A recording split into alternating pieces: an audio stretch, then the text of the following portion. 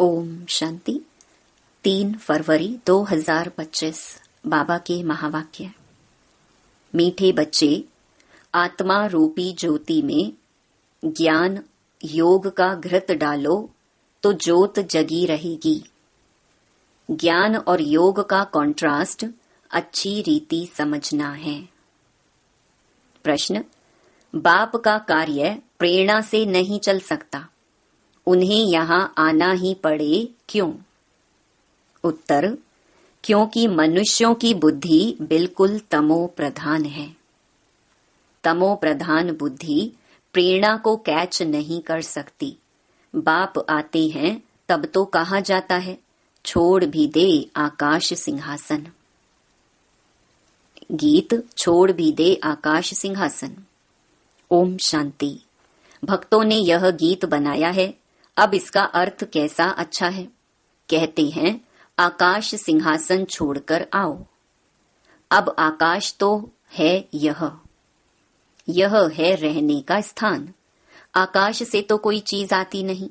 आकाश सिंहासन कहते हैं, आकाश तत्व में तो तुम रहते हो और बाप रहते हैं महतत्व में। उसको ब्रह्म या महतत्व कहते हैं, जहां आत्माएं निवास करती हैं। बाप आएगा भी जरूर वहां से, कोई तो आएगा ना। कहते हैं, आकर हमारी ज्योत जगाओ। गायन भी है, एक है अंधे की औलाद अंधे और दूसरे हैं सज्जे की औलाद सज्जे।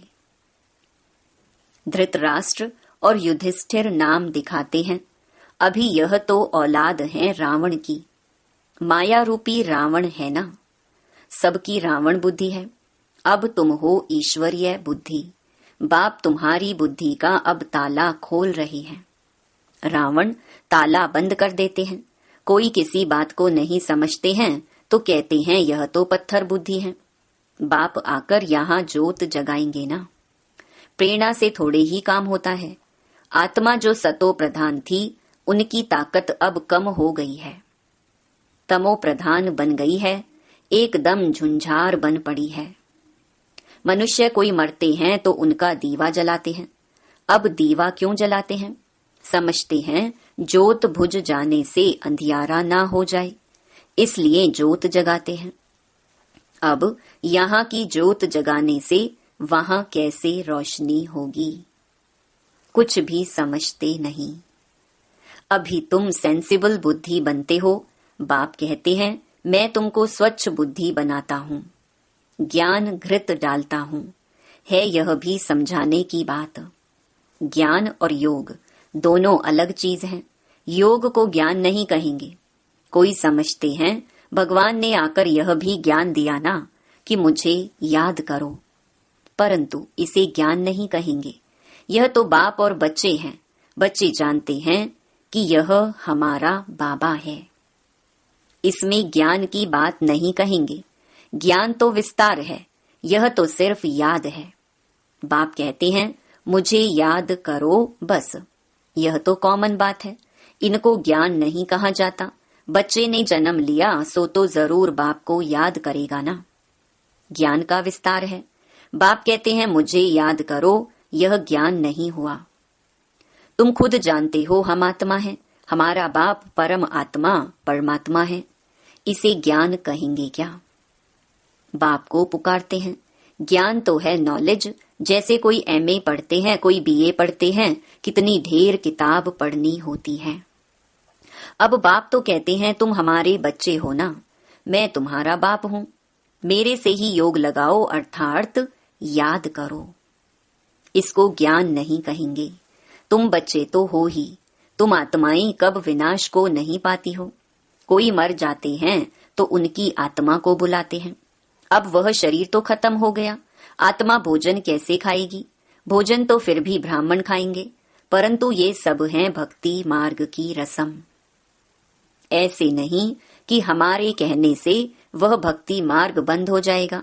वह तो चलता ही आता है। आत्मा तो एक शरीर छोड़ जाए दूसरा लेती है। बच्चों की बुद्धि में ज्ञान और योग का कॉन्ट्रास्ट स्पष्ट होना चाहिए। बाप जो कहते हैं मुझे याद करो, यह ज्ञान नहीं है। यह तो बाप डायरेक्शन देते हैं, इनको योग कहा जाता। ज्ञान है सृष्टि चक्र कैसे फिरता है उसकी नॉलेज। योग अर्थात याद।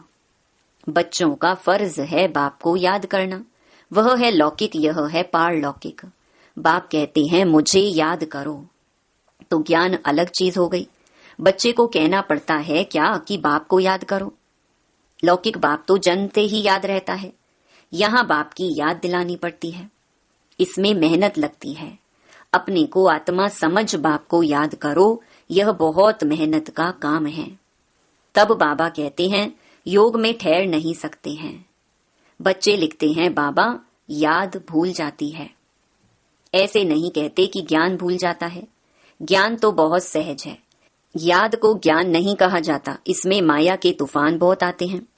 भल ज्ञान में कोई बहुत तीखे हैं, मुरली बहुत अच्छी चलाते हैं, परंतु बाबा पूछते हैं याद का चार्ट निकालो, कितना समय याद करते हो। बाबा को याद का चार्ट यथार्थ रीति बनाकर दिखाओ। याद की ही मुख्य बात है। पतित ही पुकारते हैं कि आकर पावन बनाओ। मुख्य है पावन बनने की बात। इसमें ही माया के विघ्न पड़ते हैं। शिव भगवानुवाच याद में सब बहुत कच्चे हैं। अच्छे अच्छे बच्चे जो मुरली तो बहुत अच्छी चलाते हैं, परंतु याद में बिल्कुल कमजोर हैं। योग से ही विकर्म विनाश होते हैं। योग से ही कर्मेंद्रियां बिल्कुल शांत हो सकती हैं। एक बाप के सिवाय और कोई याद ना आए, कोई देह भी याद ना आए। आत्मा जानती है यह सारी दुनिया खल्लास होनी है। अब हम जाते हैं अपने घर, फिर आएंगे राजधानी में। यह सदैव बुद्धि में रहना चाहिए। ज्ञान जो मिलता है वह आत्मा में रहना चाहिए। बाप तो है योगेश्वर जो याद सिखलाते हैं। वास्तव में ईश्वर को योगेश्वर नहीं कहेंगे, तुम योगेश्वर हो। ईश्वर बाप कहते हैं मुझे याद करो। यह याद सिखलाने वाला ईश्वर बाप है। वह निराकार बाप शरीर द्वारा सुनाते हैं। बच्चे भी शरीर द्वारा सुनते हैं।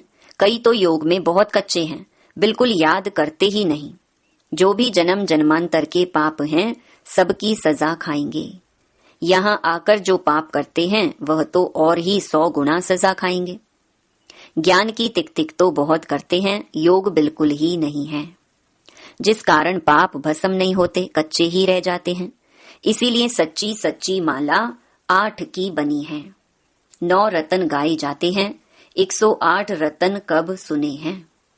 108 रत्नों की कोई चीज नहीं बनाते हैं। बहुत हैं जो इन बातों को पूरा समझते नहीं हैं। याद को ज्ञान नहीं कहा जाता, ज्ञान सृष्टि चक्र को कहा जाता है। शास्त्रों में ज्ञान नहीं है, वह शास्त्र हैं भक्ति मार्ग के।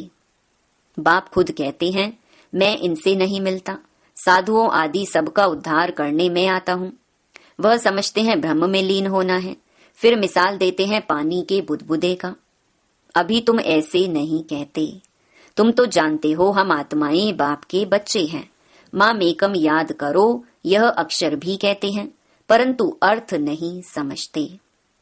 भल कह देते हम आत्मा हैं, परंतु आत्मा क्या है, परमात्मा क्या है, यह ज्ञान बिल्कुल नहीं। यह बाप ही आकर सुनाते हैं। अभी तुम जानते हो हम आत्माओं का घर वह है, वहां सारा सिजरा है। हर एक आत्मा को अपना अपना पार्ट मिला हुआ है। सुख कौन देते हैं, दुख कौन देते हैं, यह भी किसको पता नहीं है। भक्ति है रात, ज्ञान है दिन। 63 जन्म तुम धक्के खाते हो, फिर ज्ञान देता हूं तो कितना समय लगता है, सेकंड। यह तो गाया हुआ है सेकंड में जीवन मुक्ति। यह तुम्हारा बाप है ना, वही पतित पावन है। उनको याद करने से तुम पावन बन जाएंगे। सतयुग त्रेता द्वापर कलयुग यह चक्कर है। नाम भी जानते हैं, परंतु पत्थर बुद्धि ऐसे हैं, टाइम का किसको पता नहीं है। समझते भी हैं घोर कलयुग है। अगर कलयुग अभी भी चलेगा तो और घोर अंधियारा हो जाएगा। इसीलिए गाया हुआ है कुंभकर्ण की नींद में सोए हुए थे और विनाश हो गया। थोड़ा भी ज्ञान सुनते हैं तो प्रजा बन जाते हैं। कहाँ यह लक्ष्मी नारायण, कहाँ प्रजा। पढ़ाने वाला तो एक ही है। हर एक की अपनी अपनी तकदीर है। कोई तो स्कॉलरशिप ले लेते हैं, कोई फेल हो जाते हैं। राम को बाण की निशानी क्यों दी है? क्योंकि नापास हुआ। यह भी गीता पाठशाला है। कोई तो कुछ भी मार्क्स लेने लायक नहीं। मैं आत्मा बिंदी हूँ, बाप भी बिंदी है, ऐसे उनको याद करना है। जो इस बात को समझते भी नहीं हैं, वह क्या पद पाएंगे। याद में ना रहने से बहुत घाटा पड़ जाता है। याद का बल बहुत कमाल करता है। कर्मेंद्रियां बिल्कुल शांत शीतल हो जाती हैं। ज्ञान से शांत नहीं होंगी, योग के बल से शांत होंगी। भारतवासी पुकारते हैं कि आकर हमको वह गीता का ज्ञान सुनाओ। अब कौन आएगा? श्री कृष्ण की आत्मा तो यहाँ है। कोई सिंहासन पर थोड़े ही बैठते हैं जिसको बुलाते हैं। अगर कोई कहे हम क्राइस्ट की आत्मा को याद करते हैं, अरे वह तो यहाँ ही है। उनको क्या पता कि क्राइस्ट की सोल यहाँ ही है, वापस जा नहीं सकती। लक्ष्मी नारायण पहले नंबर वालों को ही पूरे 84 जन्म लेने हैं, तो और फिर वापस जा कैसे सकते? वह सब हिसाब है ना। मनुष्य तो जो कुछ बोलते हैं सो झूठ। आधा कल्प है झूठ खंड, आधा कल्प है सच खंड। अभी तो हरेक को समझाना चाहिए, इस समय सब नरकवासी हैं, फिर स्वर्गवासी भी भारतवासी ही बनते हैं। मनुष्य कितने वेद शास्त्र उपनिषद आदि पढ़ते हैं, क्या इससे मुक्ति को पाएंगे? उतरना तो है ही। हर चीज सतो रजो तमो में जरूर आती है। न्यू वर्ल्ड किसको कहा जाता है, किसको भी यह ज्ञान नहीं है। यह तो बाप सम्मुख बैठ समझाते हैं। देवी देवता धर्म कब किसने स्थापन किया, भारतवासियों को कुछ भी पता नहीं है। तो बाप ने समझाया है, ज्ञान में भल कितने भी अच्छे हैं, परंतु योग में कई बच्चे नापास हैं। योग नहीं तो विकर्म विनाश नहीं होंगे, ऊंच पद नहीं पाएंगे। जो योग में मस्त हैं वही ऊंच पद पाएंगे। उनकी कर्मेंद्रियां बिल्कुल शीतल हो जाती हैं। देह सहित सब कुछ भूल देही अभिमानी बन जाते हैं। हम अशरीरी हैं, अब जाते हैं घर। उठते बैठते समझो, अब यह शरीर तो छोड़ना है। हमने पार्ट बजाया, अब जाते हैं घर। ज्ञान तो मिला है, जैसे बाप में ज्ञान है, उनको तो किसको याद नहीं करना है। याद तो तुम बच्चों को करना है। बाप को ज्ञान का सागर कहा जाता है, योग का सागर तो नहीं कहेंगे ना। चक्कर का नॉलेज सुनाते हैं और अपना भी परिचय देते हैं। याद को ज्ञान नहीं कहा जाता, याद तो बच्चे को आपे ही आ जाती है। याद तो करना ही है, नहीं तो वर्षा कैसे मिलेगा। बाप है तो वर्षा जरूर मिलता है, बाकी है नॉलेज। हम 84 जन्म कैसे लेते हैं, तमो प्रधान से सतो प्रधान, सतो प्रधान से तमो प्रधान कैसे बनते हैं, यह बाप समझाते हैं। अब सतो प्रधान बनना है बाप की याद से। तुम रूहानी बच्चे रूहानी बाप के पास आए हो, उनको शरीर का आधार तो चाहिए ना। कहते हैं मैं बूढ़े तन में प्रवेश करता हूँ, है भी वानप्रस्थ अवस्था। अब बाप आते हैं तब सारे सृष्टि का कल्याण होता है। यह है भाग्यशाली रथ। इनसे कितनी सर्विस होती है। तो इस शरीर का भान छोड़ने के लिए याद चाहिए। इसमें ज्ञान की बात नहीं। जास्ती याद सिखलानी है, ज्ञान तो सहज है। छोटा बच्चा भी सुना दे, बाकी याद में ही मेहनत है। एक की याद रहे, इसको कहा जाता है अव्यभिचारी याद। किसके शरीर को याद करना, वह है व्यभिचारी याद। याद से सबको भूल अशरीरी बनना है। अच्छा, मीठे मीठे सिकिलधे बच्चों प्रति माता पिता बाप दादा का याद प्यार और गुड मॉर्निंग। रूहानी बाप की रूहानी बच्चों को नमस्ते। धारणा के लिए मुख्य सार।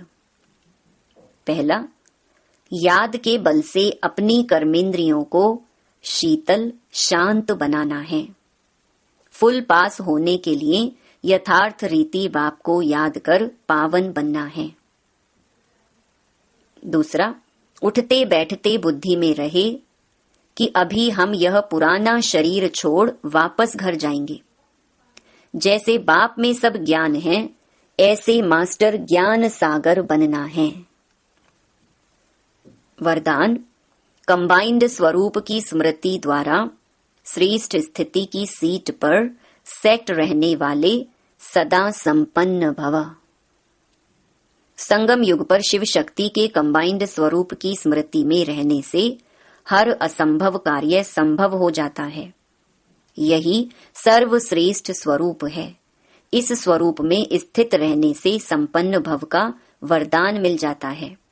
बाप दादा सभी बच्चों को सदा सुखदायी स्थिति की सीट देते हैं। सदा इसी सीट पर सेट रहो तो अति इंद्रिय सुख के झूले में झूलते रहेंगे। सिर्फ विस्मृति के संस्कार समाप्त करो। स्लोगन, पावरफुल वृत्ति द्वारा आत्माओं को योग्य और योगी बनाओ। अव्यक्त इशारे, एकांत प्रिय बनो, एकता और एकाग्रता को अपनाओ। एक मत का वातावरण तब बनेगा जब समाने की शक्ति होगी, तो भिन्नता को समाओ, तब आपस में एकता से समीप आएंगे और सर्व के आगे दृष्टांत रूप बनेंगे।